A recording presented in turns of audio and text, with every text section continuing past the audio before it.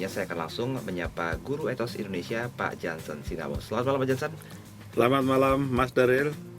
Mas listener dimanapun berada, selamat malam. Salam Etos. Bigger, higher, better.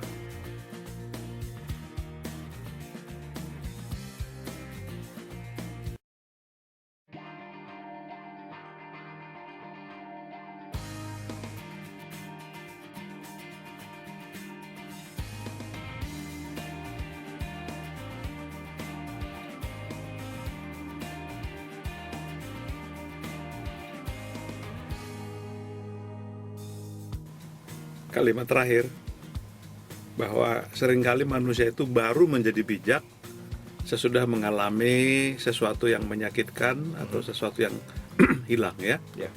Jadi manusia menjadi bijak seringkali karena kecelakaan, karena masalah, karena problem, karena tsunami, karena gunung berapi, karena kematian. Jadi dalam analisis lebih lanjut, kita diberitahu bahwa kalau kita mau hidup baik di masa yang akan datang, kita mesti memperbanyak kebijakan dan kearifan. Kita harus menjadi manusia-manusia bijaksana dan yang arif. Itu loh. Nah, kalau kita tidak menjadi arif dan bijak dan kreatif, maka di dunia yang sedang beranjak menuju kepada peradaban baru yang kita sebut peradaban planeter, maka kita cuma menjadi bangsa kelas 3, kelas 4.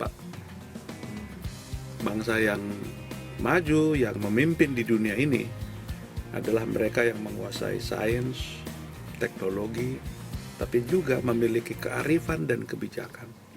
Nah, ini yang mau kita tuju. Nah, cerita kecil ini mengantar kita mengatakan bahwa seperti pria ini ketika jarinya hancur kena martil, tidak marah-marah, ngamuk-ngamuk lalu mencari kambing hitam. Tadi disebut dalam cerita ini, dia orang modern. Ya, saya berpendapat orang modern adalah yang justru mampu melihat manfaat justru di dalam kecelakaan, di dalam luka, di dalam kehilangan, ya kan? Seperti pria ini. Nah, lalu dia menemukan 57 fungsi jempolnya. Nah, ini kemampuan menemukan itu adalah sebuah kreativitas. Tetapi kreativitas itu adalah hasil dari sebuah sikap positif bahwa kecelakaan pun berguna. Gitulah. Ya. Nah, jadi seluruhnya ini yang kita sebut kearifan. Nah, manusia arif, manusia kreatif, itulah pemilik abad 21. Dikatakan ringkasnya begitu dah. Saya mau membedakan dua jenis manusia. Satu manusia arif, satu manusia yang pra-arif lah, katakan gitu ya. Nah, manusia yang pra-arif itu ya seperti tadi, begitu dia lihat sebuah jari hancur, dia langsung membuat penghakiman sederhana. Ya. Ini buruk sekali, ini jelek sekali, ini payah sekali, gitu loh. Oke. Ya kan? Ya. Nah, itu saya bilang itu pra-arif.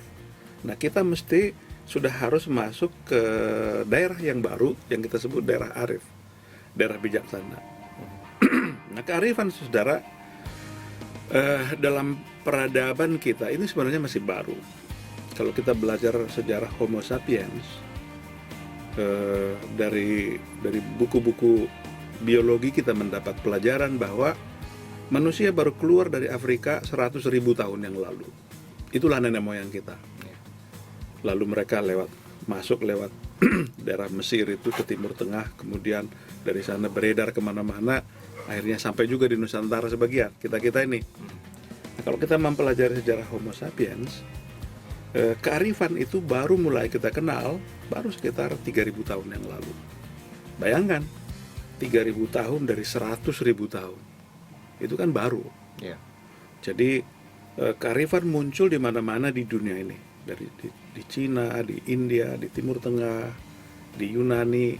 Nah, sekarang kita tentu manusia modern sekarang mewarisi semua kearifan-kearifan ini yang diajarkan kepada kita lewat agama, lewat filsafat, lewat ilmu pengetahuan. Itu mestinya membuat kita arif, ya kan?